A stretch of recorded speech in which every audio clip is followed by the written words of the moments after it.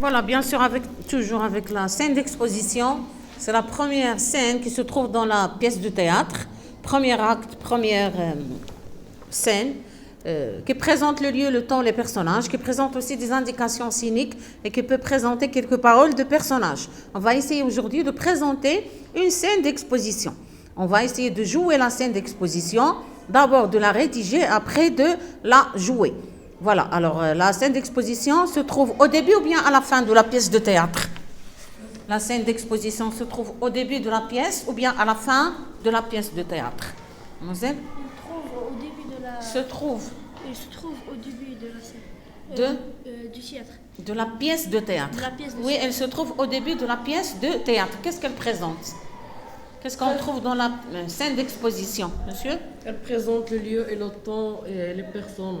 Oui, elle présente des éléments sur le lieu, le temps, et aussi les personnages, et aussi les relations entre le lieu et le temps et les personnages. Quelles sont les indications scéniques qu'on va trouver dans cette scène d'exposition? Ça veut dire quoi, une indication scénique?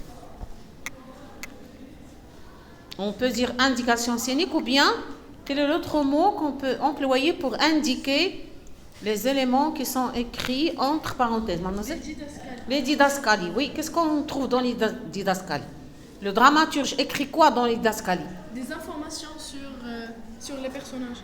Oui, comme par exemple les sentiments des personnages, comme le lieu où se trouvent les personnages, comme des éléments sur le climat général de la scène d'exposition. Alors, quels sont les 3 points dont je retiens, qu'on doit utiliser pour rédiger une présentation sur la scène d'exposition? Mademoiselle? Apprendre les répliques se rapporte à son rôle. Et aussi, les 3 éléments que j'ai dit.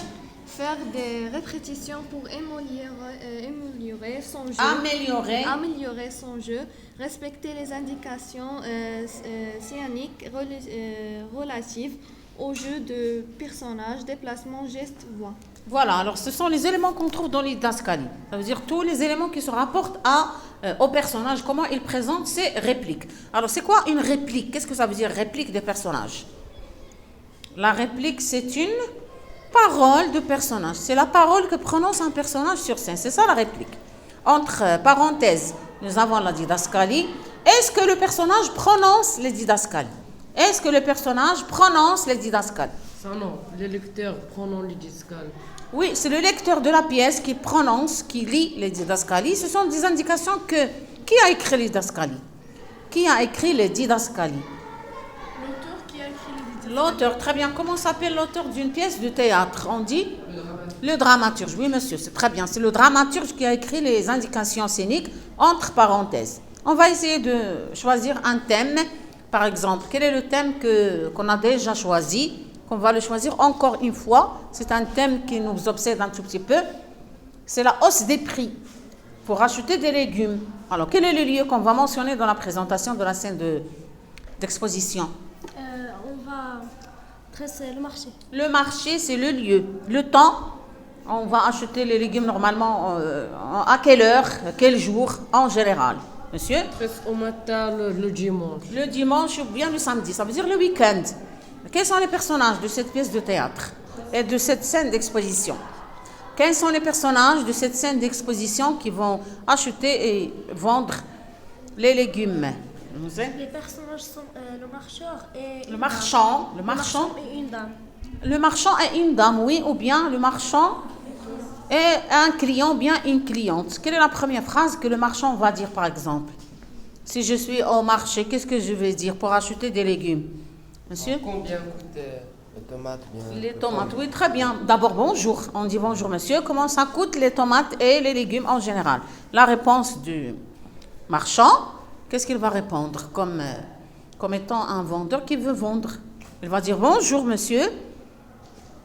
Les tomates coûtent 10 dirhams le kilo. Quelle est la réponse du marchand, du client maintenant? Avec une didascalie. Avec une didascalie. Entre parenthèses, quelle est l'expression de son visage? Il a trouvé les tomates très chères. Alors il va rire, il va faire la fête. Mais non. Alors entre parenthèses, étonné et déçu et triste, il demande quoi? Qu'est-ce qu'il demande au marchand de légumes? Il va lui dire, mais pourquoi? Tout simplement, pourquoi ce prix? La réponse du marchand, qu'est-ce qu'il va répondre? le marchand, qu'est-ce qu'il va dire? Il va dire bien sûr que ce n'est pas lui qui a choisi d'augmenter les prix. Il faut bien sûr utiliser un dialogue ou bien un lexique qui se rapporte au marché, comment on pèse les légumes, le mot gramme, kilogramme, et le mot bien sûr légumes, tomates, pommes de terre, et aussi oignons. Tous les légumes doivent être mentionnés dans le dialogue et aussi tout le langage qui se rapporte aux clients et aux marchands.